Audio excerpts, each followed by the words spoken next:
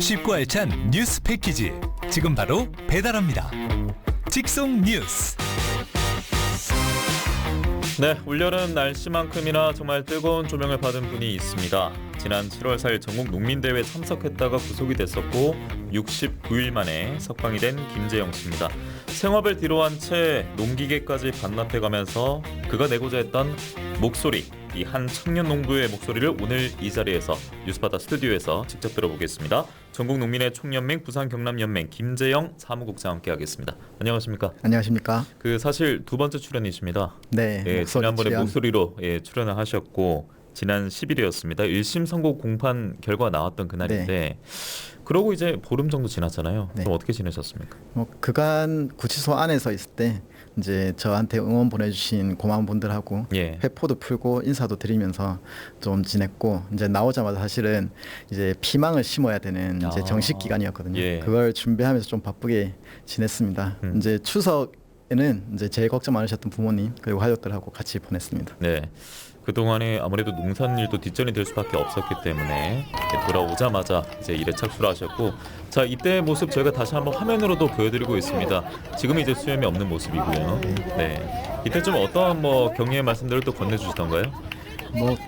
잘 나왔다. 그리고 저 이제 나오듯이 이제 두부 바로 챙겨주시면서 두부도 먹으면서 이야기했습니다. 사실 이제 저 때는 정신이 없어가지고 무슨 이야기 했는지도 잘 모르겠습니다. 그냥 반가운 얼굴 보니 기분이 좋았죠. 주변에 있는 저런 분들 포함해서 구치소 안에 계실 때 바깥에서는 농민 투쟁이 계속됐다는 사실을 계속 인지를 하고 계셨어요? 구치소 안에서 매일 접견을 오셨거든요. 그분들과 또 편지로, 요즘 또 편지로 사진을 보낼 수가 있어가지고 밖의 소식들을 계속 잘 들을 수 있었습니다. 그런 분들의 소식 때문에, 그리고 또 영치금이 끊임없이 들어오고 이제 일을 하면서 그 안에서도 이제 같이 생활하는 사람들이 처음에는 잘 모르다가 그 대수자분들이 다 보는 눈이 좀 달라지면서 이제 대하는 것도 존중이 좀 느껴지고 그런 힘들어 잘 지내게 됐습니다. 네, 구치소에 있는 동안, 그러니까 69일 동안 바깥에서 1인 시위도 이어졌고, 말씀대로 모금 운동, 이게 변호사 비용 마련하기 위한 그 모금 운동도 빠른 시간 내에 목표액을 돌파했다라고 제가 알고 있고, 탄원서 제출도 계속 잇따랐었고요. 자, 그러면 다시 한번 이제 7월 4일 그때로 돌아가 보겠습니다. 뉴스 기사로 많이 접하셨을 텐데, 그러니까 반입이 제한되는 농기계, 미신고 농기계 때문에 그 사람이 그렇게 된 거 아니야? 이렇게 생각하는 분들이 주변에 좀 많이 있긴 있었거든요. 대체 어떤 기계였는데요, 그게? 저희가 이제 경남에서 들고 온 기계는 이제 농약 살포기라고 일명 SS 기라고 합니다. 역시 화면으로 보여드리고 있는데 저는 농기계처럼도 안 보이고요. 좀 이제 가수원에 쓰이다 보니까 좀 이 낮아야 돼서 좀 귀엽죠. 귀여운데 사실 이제 저 기계가 가수 농사 짓는 분들 말고 또 농민들도 잘 모르는 기계다 보니 서울에서 경찰들은 특히나 저 기계가 이제 농기계인지 인식을 못 하고, 이제 다른 분들은 도로나 이제 이런 데서 막혔는데 저희는 이제 진입을 할 수 있게 된 거죠. 그러니까 확실하게 농기계 시위 자체가 불법으로 분류되지는 않잖아요. 농기계 시위 자체가 불법은 아니었고, 이제 저희가 이제 신고를 이번 이제 집회 신고를 했는데 금지 통고를 내린 거예요. 미신고라기보다는 이번 집회에 한해서 농기계를 안 들고 왔으면 좋겠다. 이번 집회에는 그 경찰들이 판단해서 위험해 보인다. 교통이 너무 많이 막힐 것 같다. 그러면 들고 오지 마시라. 이렇게 한 거고, 저희 입장에서는 왜 농민 집회에 농기계를 들고 가는 게 문제가 되냐? 우리가 위험한 행동을 할 거라고 말한 것도 아니고, 위협하는 것도 아니고, 우리는 퍼포먼스만 할 거라고 이야기를 했는데 왜 이거를 막느냐? 그런 의미에서 저희는 이제 끌고 올라가게 되었던 거죠. 그러면 그 농기계를 함께 이제 끌고 올라가서 이 진주에서 보여줬던 퍼포먼스, 그 메시지는 뭐였습니까? 뭘 전달하고 싶었어요? 저희가 그 7월 4일 생각해 보면 날씨가 비가 왔다 안 왔다가 이렇게 한참 바쁜 시기였어요. 가수 농사로 보면 방제를 해야 되는 시기. 근데 그때 가수원을 누벼야 되는 이 SS기가 서울로 올라갔던 거죠. 근데 저희가 이야기하고 싶은 건 이대로 농사 짓다 보면 거의 이제 이 지금 농민들은 다 죽는다. 그리고 농정 철학이 바뀌어야 되고 기조가 바뀌어야 되고 해야 된다. 이런 이야기를 좀 하고 싶었고, 이렇게 현장에서 농업을 지키기 위해서 노력하는 농민들이 있다, 사람들이 있다라는 거를 집회에서 알리고 싶었습니다. 우루과이 라운드 체결 이후에 계속해서 이런 농민 대회는 이뤄졌던 거죠. 그렇죠. 1994년 예. 우루과이 라운드 이후에는 사실은 신자유주의 개방 농정으로 농정 철학이 좀 바뀌게 됩니다. 예. 그렇게 되면서 우리가 수출해서 먹고 살려면 수입을 농산물 수입을 할 수밖에 없다. 그러면 이게 참 제조업과 농업은 좀 구분지어서 봐야 되는 사안이긴 했네요. 그렇죠. 예. 이제 그렇게 되면서 사실은 이제 농산물 수입이 대거 들어오게 됐고 예. 이제 농촌 현장에서는 그런 어려움을 겪을 수밖에 없는 상황이 됐죠. 구조 조정이 이루어지고 이제 그런 이제 구조 조정 가운데 농민들은 농촌 현장을 지키기 위해서 노력했지만 정부는 사실상 손을 놓고 있었다고 보고 있습니다. 그러니까 거의 우루과이 라운드 체결 이후에 거의 30여 년의 시간 동안 농가에 끼치는 그 긴장감, 위기감은 계속돼 왔던 거군요. 그렇죠. 예. 그 이후에 저희 뭐 집회나 이런 데서 한 번도 빠짐없이 이야기하는 게 수입 농산물에 대한 문제들, 예. 이제 정책에 대한 문제들이었습니다. 그래서 농촌을 유지하고 농업을 이어갈 수 있게 그런 환경 조성을 정부가 지원을 해줘야 되는데 오히려 그런 농사는 오히려 뒷전이 되고 아스팔트 농사를 짓고 계시는 일명 아스팔트 농사라고 부르더라고요. 네, 맞습니다. 예. 네, 아스팔트에서 이제 저희가 올라가서 이제 농민들이 집회를 하는 거니 이제 아주 시적인 용어죠. 예. 아스팔트 농사라고 합니다. 농촌에 이제 큰 어려움이 있다라는 것을 계속해서 역설하는 그런 자리입니다. 아스팔트 농사장이요. 그러면 지금 가장 큰 어려움, 이거는 진짜 해결돼야 된다 하는 게 어떤 겁니까? 많은 문제들이 있죠. 이제 기후 위기는 다 아실 거고 예. 물가 상승으로 인해서 생산비가 또 오릅니다. 네, 그리고 30년 전하고 비교해도 농산물 가격은 거의 변하지가 않았고, 근데 이런 문제들이 이제 있지만 하나를 집어서 말하기는 좀 어려운 지점이 있고, 예. 네, 이 다양한 사정들과 이제 구조적인 문제가 얽혀 있거든요. 사실 그 중에서 저는 생각하는 게 농촌 공동체가 좀 더 지속 가능성이 있어야 된다. 이 농촌이 지속 가능해야 사람들이 더 유입이 되고 이제 사람들이 유입이 되어야 농촌이 좀 발전할 수가 있는데 예. 지금 현재 이런 이제 지역 소멸이나 이런 이야기를 하다 보면 꼭 농촌이 먼저 항상 1순위로 소멸 위기 지역이 되는 거거든요. 이제 이런 문제들이 좀 해결이 되어야 이제 제가 이제 청년이다 보니 청년 농민 세대가 좀 유입이 될 거고 지금 이제 농촌을 지키고 있는 선배들의 이 농촌과 농업을 좀 물려받을 수 있지 않을까. 예. 그래서 세대 교체가 이루어질 거고 지금 현재로 보면 세대 교체는 좀 어렵다고 보여지고 있습니다. 사람들이 정년이 너무 적거든요. 그러니까 이 농촌에 있어서 농업에 있어서 지속성 그리고 앞으로 미래를 봤을 때 김재영 사무장 같은 이 청년 농부가 사실 귀하다 보니까 지금 실시간 댓글로도 한국 농업의 미래입니다 하셨는데 그 미래가 지금 적다 보니까 걱정이고 기후 위기 말씀도 하셨습니다만 최근 날씨 보면 정말 요지경입니다. 예. 지난 주말에는 비가 또 엄청 왔다가 그렇죠. 그 전에 또 엄청 뜨거웠다가 네. 선선해지는가 싶더니 또 점심 오후 때 보면 그렇지는 않더라고요. 예, 오늘도. 그래서 이런 환경적인 기후 위기적인 피해가 농가에는 정말 직격탄이 되지 않았을까 싶거든요. 피해가 지금 어느 정도 지경입니까? 이게 농사를 이야기하면 예로부터 이제 하늘에 달려 있다라는 이야기를 정말 많이 하는데 이제 기후가 농사에 미치는 영향이 크다는 것을 이야기해 주는 거죠.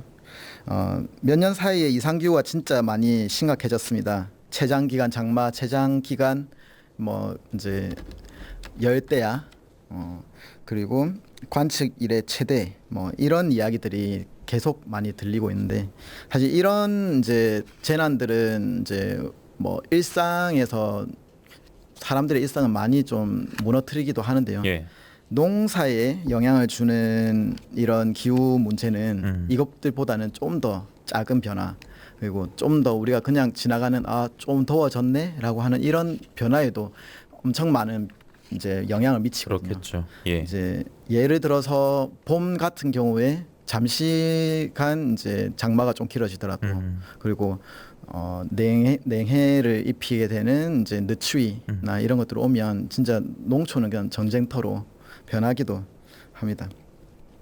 그런 상황에서 기후 문제는 이 농사에 1년의 계획 하에서 잠시라도 이 기후가 조금이라도 영향을 주면 이제 농민들은 병충해부터 시작해서 이런 것들을 하나부터 열까지 다 또 다시 고민을 해야 되는 지점들이 생기거든요. 이 예상이 되지 않으니까 이 예상이 되지 않은 문제들을 해결하기 위해서는 이제 농민들이 또 결국은 네, 피해를 받게 되는데 네, 이제 아까 말씀드렸다시피 이제 눈으로 보이는 큰 이런 변화보다 작은 변화에도 엄청나게 많은 영향을 끼친다는 거를 알아주시면 좋을 것 같습니다. 그러니까 정말 이 예민한 산업 같거든요. 그런데 기후 위기라는 불확실성, 이 변수가 너무나 지금 크게 다가오고 있는 것 같습니다.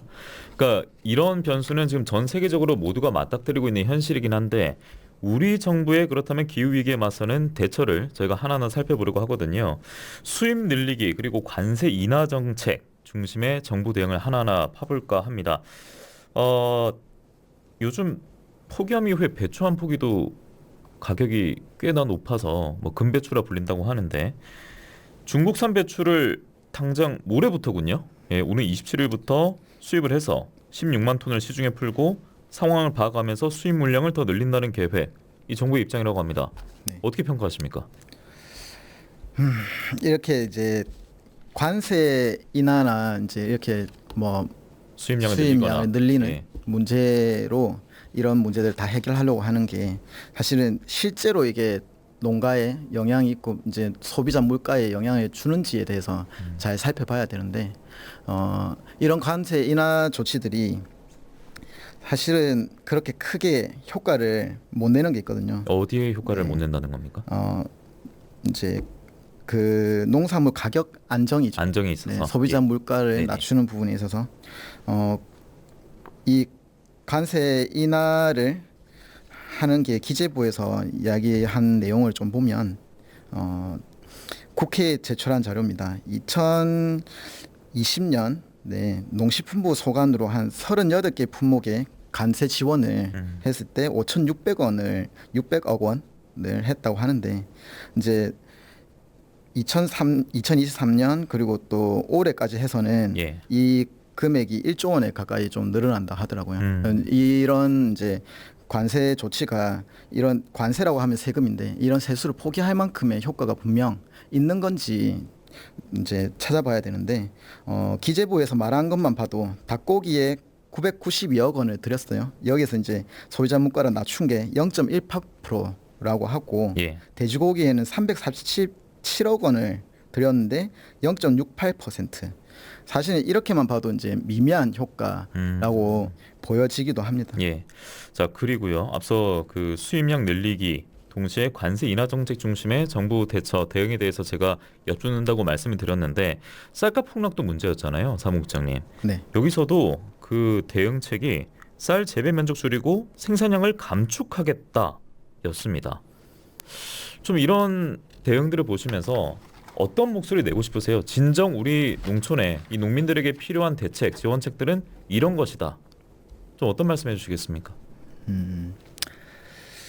그 이제 저희가 올해 들어서 작년부터죠. 다들 많이 알고 계실 건데 양곡관리법이 있습니다. 그렇죠. 거부권이 바로 행사가 됐었죠. 제1호 거부권이었고 그렇죠. 아주 유명해졌죠. 사실 농민들 입장에서 이 양곡관리법이 좀 개정이 되어서 좀 도움이 되겠다고 이야기했지만 저희 입장에서도 이게 엄청나게 농민의 운명을 다 결정하는 그런 법은 아니라고 생각하는데 이게 정쟁으로 쓰이다 보니 너무 많이 유명해졌어요. 이제 저희가 이제 생각하는 부분은 이 양곡관리법을 좀 전면 개정해서 공정 가격으로 쌀이 좀 보장받아야 한다라는 이야기를 좀 하고 있습니다. 이제 이 공정 가격은 양곡 생산하는 데 들어가는 이제 비용 그리고 농민들이 좀 삶을 이어갈 수 있게 하는 비용을 이제 책정을 해서 기준 가격을 만드는 건데 이 기준 가격 이하로 쌀값이 떨어질 경우에 이제 차액을 좀 지원하는 부분을 했으면 좋겠다.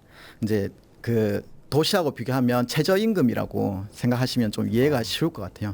이제 이렇게 최저임금을 매년 협상하는 것처럼 저희도 이제 공정가격을 만드는 위원회를 만들어서 거기서 이제 1년에 한 번씩 이런 가격을 좀 정하는 토론이 되었으면 좋겠다라는 게 있고 또 이제 두 번째는 공공비축미라는 게 있는데 이제 이 공공비축미를 좀 쌀의 공공성을 강화하는 방향으로 좀 성격을 좀 재정립하고 예. 요즘 이야기하는 식량 위기, 전쟁 위기 같은 비상 상황에서 공공 비축 물량을 확대해야 된다고 저희는 이야기합니다. 이제 여기서 1년에 한 매년 70만 톤 이상의 공공 비축을 매입해야 된다는 게 저희 주장이고 계약 재배를 또 통해서 한 10% 정도는 공공급식 등에 활용하면서 쌀 수급에 좀 공공성을 강화해야 된다라고 예. 좀 이야기를 하고 있어요. 예. 그리고 사무국장님은 지금 농사를 지으신 지는 한 몇 년 정도 되셨어요? 제가 제 이름으로 농사 지은 지는 지금 한 2년. 그런데 정도 제가 되고 알기로는 3대째 계속 이제 뭐 네. 농업 또 관련해서 또 운동도 해왔던 그런 가족 이력을 알고 있는데 그래서 농가 소득도 분명 계속해서 지금 좋지 않은 상황으로 흘러간다는 것은 체감하고 계실 것 같습니다. 네. 그래서 오늘 또 직접 출연을 해주셨고 지금 시간이 이제 1분여 남아 있는데 앞으로 활동 계획도 궁금하고요. 네. 농촌에 지금 또 청년으로서 살아가면서 여러 가지 고민들이 많은 것을 앞서 충분히 또 들었습니다. 마무리 말씀으로 이 방송을 통해서 시도민들께 좀 전해 주시기 바랍니다. 사실 이 자리에서 이제 세세한 정책이나 이런 이야기보다는 이제 농촌을 지키고 농업을 하면서 살아가는 청년 농민의 이야기를 이제 들어주시기 위해서 예. 오늘 이 자리를 좀 마련해 주셨는데 정말 감사하고 저한테 쏠렸던 이 관심만큼 이제 앞으로도 이제 이렇게 농촌을 지키고 농업을 지키기 위해서 활동하시는 분들의 이야기를 좀 많이 관심 기울여 주시고 귀 기울여 주시면 또 좋겠다는 생각이 듭니다. 예. 참 고물가 시대에 생산비 부담이 높아지고 있기 때문에 계속 악순환인데 실시간 댓글로도 모든 농산물가 보장하라, 쌀 보장하라, 농사 짓고 살기 너무 힘들겠다 여러 가지 지금 반응이 나오고 있습니다. 이 가운데 참 청년층이 농촌에 돌아오기를 우리가 또 바란다는 이 현실 자체가 좀 어려움이 많은데 그럼에도 농촌을 지키고 농민의 목소리를 계속 전하고자 하는 청년이 있습니다. 바로 김재영 사무국장인데요. 오늘 직속뉴스에서 함께했습니다.